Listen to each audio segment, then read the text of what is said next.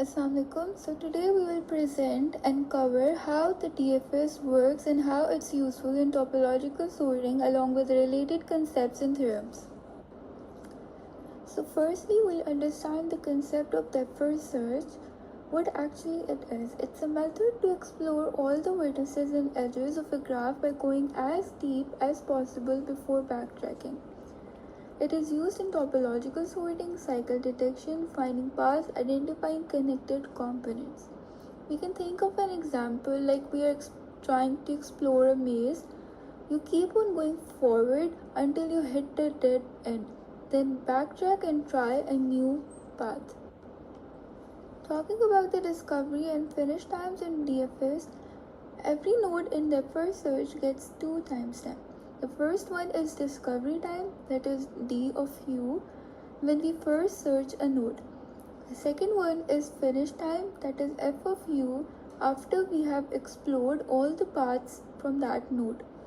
Why it's important? It's important to help us understand the graph structure and relationships, like which nodes are ancestors or descendants.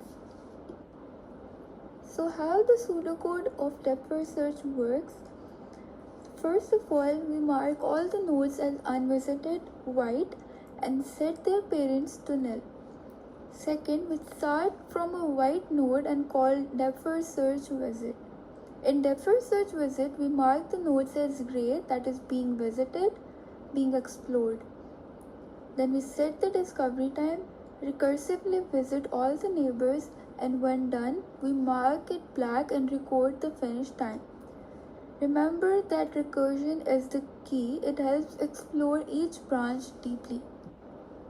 Talking about some important depth first search properties, we have some key points that depth first search move deep into the graph before backing up.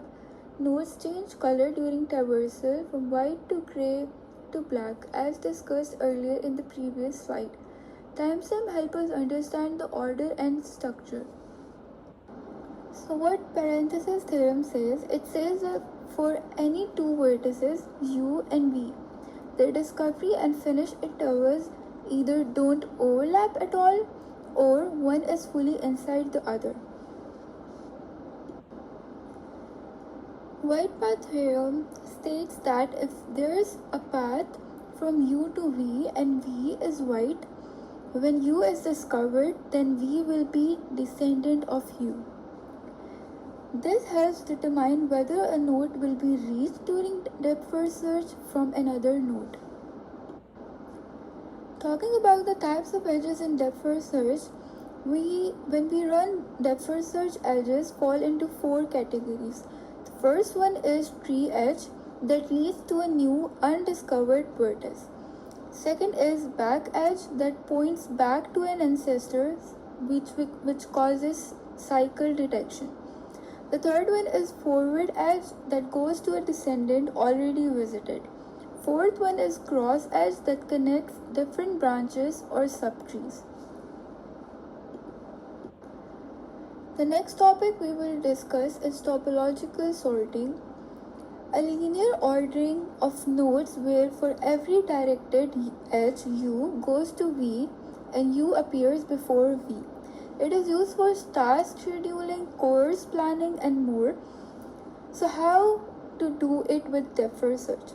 We run depth first search on the graph, list the nodes in reverse order of their finish times. And we have some conditions for topological sorting. The graph must be directed acyclic graph and it must start from the node whose in degree is 0.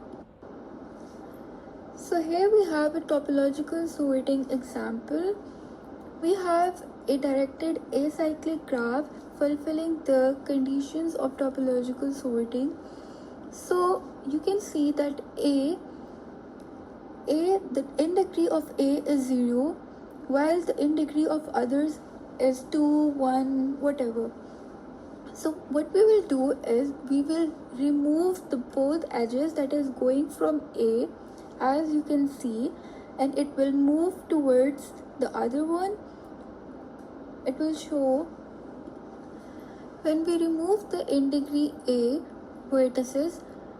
Next, the C, in degree becomes 0, so we will remove the vertices going from C, which is going from C to B and C to D. Later, the in degree of B becomes 0 and D becomes 0, so we will simply remove it and remove the edges that is going from D, and obviously the node E and F will also become 0. So here is the example. So we have covered how DFS works and how it helps us sort a graph topologically and some essential related theorems and properties. I hope it was understandable.